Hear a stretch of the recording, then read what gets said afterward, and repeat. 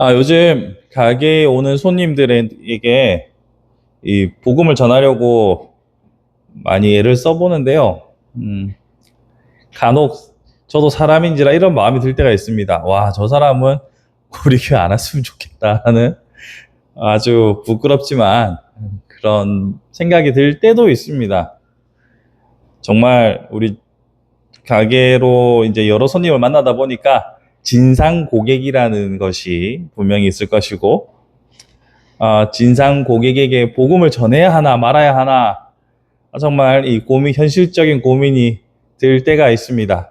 그런 저를 보면서 인간의 추악함과 죄악의 본성을 생각해 보게 됩니다. 오늘 본문을 보시면 그런 인간의 추악함이 잘 드러나는데요. 타락한 인간의 본성 중에 우리가 한 가지 생각해 볼 것은 배타성이라는 것이 있습니다. 배타성. 이 나와 다른 이들을 수용하지 못하고 밀어내는 성격을 말하죠. 오늘 본문에서는 이 바리새인이 강력한 배타성을 보여주고 있습니다. 먼저 바리새인의 기도를 보면 이렇습니다. 일단은 스탠스부터가 서서 기도합니다. 그리고 센터에 서서 큰 소리로 하나님이여, 나는 다른 사람들 곧 토색 불이 간음하는 자들과 같이 아니하고 이 세리와도 같이 아니함을 감사하나이다. 감사의 제목이 보니까 나는 저들과 다르다는 사실을 감사하고 있죠. 우리가 감사할 때 이렇게 기도할 수도 있습니다. 하나님, 내가 저런 죄인들과 같이 행하지 않음을 감사할 수도 있습니다.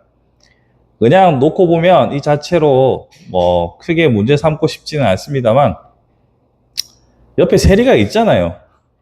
옆에 세리가 있는데 이 세리와도 같지 않음을 감사하다라고 말하는 것을 보면 철저하게 분리해서 배타적인 모습을 보인다고 우리는 볼 수 있습니다.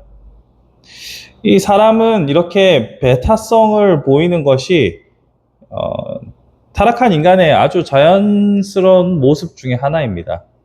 여러분 잘 생각해 보시면 우리는 어딘가에 소속되려고 참 무던히 애를 써요. 소외되지 않기 위해서, 어딘가에 되기 위해서 참 많은 애를 쓰는데, 그렇죠. 정작 거기 소속되고 나면 그때부터는 배타성을 가지게 됩니다. 모든 직업군에서 나타나는 현상입니다. 의사협회도 그렇고, 간호사협회도 그렇고, 철도 노조든지 어떤 집단이든지 하나의 그룹으로 형성돼서 그 안에 결속력이 높아지는 만큼 반대로 배타성도 높아지는 거죠. 요즘 한참 법관에 대한 이야기들이 많이 나오고 있는데, 대법관 증언하는 문제도 보면은 아주 우습습니다. 너무 재판이 많아서 힘들다고 말하면서도 대법관을 늘리는 건 싫대요. 많아지면 그만큼 권위가 줄어드니까 싫답니다. 이러한 집단적인 이기성은 배타성이라는 인간의 악한 본성으로부터 나오는 아주 허약하고 악취가 나는 모습이죠. 이 바리새인은 그러했습니다. 자신이 바리새인이라는 이유로 배타적으로 다른 죄인들을 품고 사랑하고 그들을 위해서 봉사하기보다는 밀어내고 열등한 존재로 만들어버렸습니다. 이것을 예수께서는 비판하시면서 이와 같이 말하죠. 내가 너희에게 이르노니 저 바리새인이 아니고 이 사람이 의롭다 하심을 받고 집으로 내려갔느니라. 이 바리새인이 어떻게 말했습니까? 어떻게 기도했습니까? 세리는 감히 눈을 들어 하늘을 쳐다보지도 못하고 다만 가슴을 치며 이르되 하나님이여 불쌍히 여기소서 나는 죄인이로소이다 하였느니라. 스스로 죄인이라 여기는 자는 타인을 배척할 수가 없습니다. 타인을 배척하는 사람이 아니라 회피하면 회피하겠지만 숨기는 하겠지만 절대로 결단코 배척하거나 배타적인 성향을 띌 수가 없습니다. 다른 말로 하면 우리가 모두 하나님 앞에서 이러한 죄인이라는 사실을 날마다 자복하고 스스로를 인정한다면 우리 인간이 가지고 있는 이런 배타적인 악행은 그칠 수 있겠죠. 자, 그런데 이런 배타성이 인간의 죄악된 본성임에도 불구하고 오늘날 교회에서, 사회에서 배타성이 극렬하게 충돌하고 있는 모습을 우리는 봅니다. 사회는 그럴 수 있다고 생각합니다. 서로 다른 생각이 오랜 시간 서로 다른 쪽을 바라보고 오랜 시간이 지나다 보면 배타성이 더 강해질 수 있다고 생각합니다. 하지만 교회 안에서 배타성의 목소리가 나온다는 것은 우리는 심각한 위기의 신호로 받아들여야 하겠죠. 얼마 전에 미국에서 찰리 커크라는 사람이 사망했습니다. 찰리 커크라는 사람은 젊어요. 1993년생인데 이 사람이 미국 내에서 영향력이 엄청났습니다. 터닝 포인트라는 기독교 동아리, 정치 집단을 미국에서 만들어가지고 8,000개 이상의 대학에서 이 동호회를 만들었단 말이죠. 근데 단순히 기독교 동아리의 성격이 아니라 조금 다릅니다. 정치적인 지향점을 가지고 활동하는 집단이에요. 그런데 이 사람이 했던 말을 보시면 조금 심각합니다. 제가 아까 기독교 동아리라고 했잖아요. 기독교적인 커뮤니티라고 했는데 이 사람이 과연 크리스천이 맞는가라는 의심이 듭니다. 그가 했던 발언을 보시면 여성이 대학을 가는 목적은 남편을 찾기 위해서다. 흑인의 두뇌는 백인에 비해 열등하다. 총기는 생명을 살린다. 인종분리 정책을 지지한다. 간단하게 몇 개만 가져와 봐도 이렇습니다.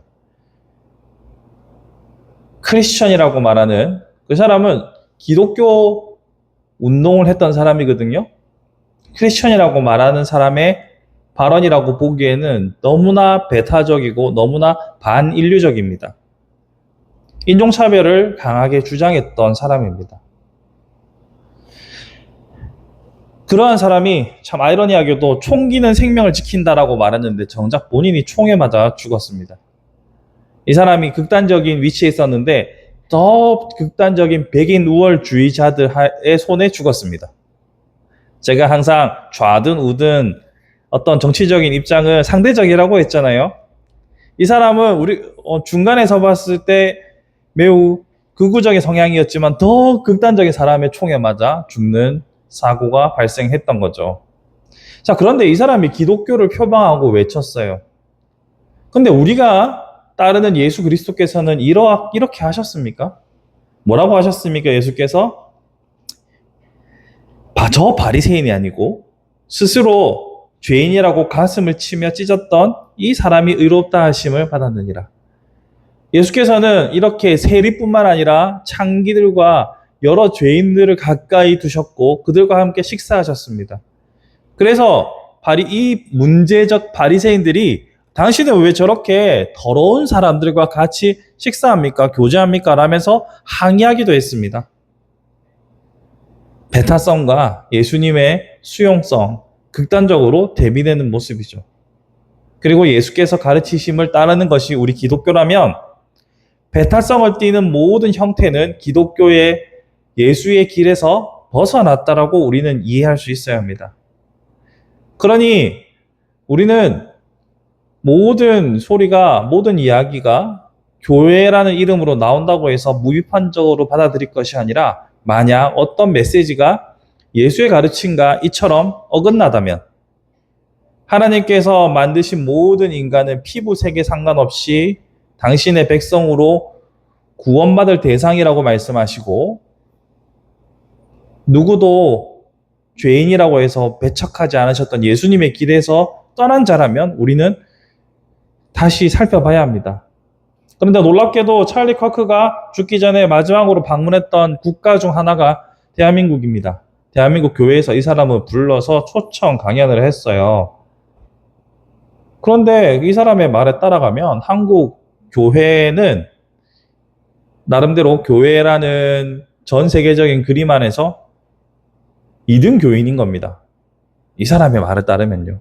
왜냐하면 이 사람은 철저하게 백인 우월주의자니까요. 그런데도 한국 교회가 그를 부르고 그를 이용했습니다. 그를 활용했습니다. 참 복잡한 여러 가지 얽혀있는 일이 있겠지만 결국 배타성을 주의하라고 하셨던 예수의 가르침에서 우리가 잠시 떠났구나라는 결론을 내릴 수 있습니다. 서두에도 말씀드렸던 것처럼 제가 진상 고객들에게 복음을 전해야 하나 말아야 하나 하는 이런 현실적인 고민으로부터 시작해서 전체적인 교회적인 큰 그림에서 교회는 과연 죄인을 품고 사랑하는 곳인지 아니면 배타적으로 밀어내는 곳인지 우리는 생각해 볼 수 있어야 합니다. 또 나아가서 또 우리가 이웃을 초청하는 여러 가지 행사를 기획하고 준비함에 있어서 동일한 마음으로 뭐 저런 사람이 다 있을까 싶은 마음이 들 수도 있고 이 사람은 꼭 교회에 왔으면 좋겠다 하는 사람도 있을 수 있습니다. 그런 것과 상관없이 나의 배타성을 다 삭제하고 누구든 동일하게 귀한 영혼으로 보고 품고 사랑할 수 있기를 우리는 기도해야 합니다. 사실 개척교회 하는 목사가 이렇게 우리는 배타적이지 않아야 합니다. 우리는 품어야 합니다. 라고 말하는 것이 우스운 일이에요. 제가 지금 더운 밥 찬밥 가릴 때는 아니잖아요. 하지만 한국 교회가 그리고 전 세계적인 교회가 이처럼 예수의 가르침에서 멀리 떠나고 있다는 것은 우리에게 시사하는 바가 매우 큽니다. 그러니 우리부터라도 그리고 이 방송이 전달되는 곳 어디라도 예수의 가르침을 벗어난 배타적인 형태를 주의하고 각성해야겠죠. 말씀을 정리해 보겠습니다. 예수께서 칭찬하셨던 사람은 금식도 하고 11조도 하고 눈에 보이는 표면적인 죄로부터 떠나 있는 그런 바리새인이 아니라 예수께서 칭찬하신 자는 실질적으로 삶도 로마의 앞잡이고 누가 봐도 가까이 할 수 없는 죄인이었지만 가슴을 찢고 스스로의 죄를 자복하는 자가 예수께서 보시기에 의로운 자였습니다. 우리 모두 우리의 가슴을 찢으며 스스로의 죄악을 고백하며 하나님께 의롭다 인정받을 뿐만 아니라 우리가 그런 죄인이기에 누구를 밀어내고 배격하는 것이 아니라 예수의 가르침처럼 사랑하고 품을 수 있는 우리가 되었으면 좋겠습니다. 또한 이런 넉넉한 마음으로 미리 준비하고 우리 바른 교회를 향해서 오는 모든 새로운 생명들을 따뜻하게 품고 함께 자라갈 수 있기를 꿈꿔봅니다. 앞으로 우리의 여정 가운데 우리의 욕심과 우리의 습관이 남는 것이 아니라 예수의 가르침이 진하게 묻어날 수 있는 복된 삶이 되기를 우리 주님의 이름으로 축복합니다.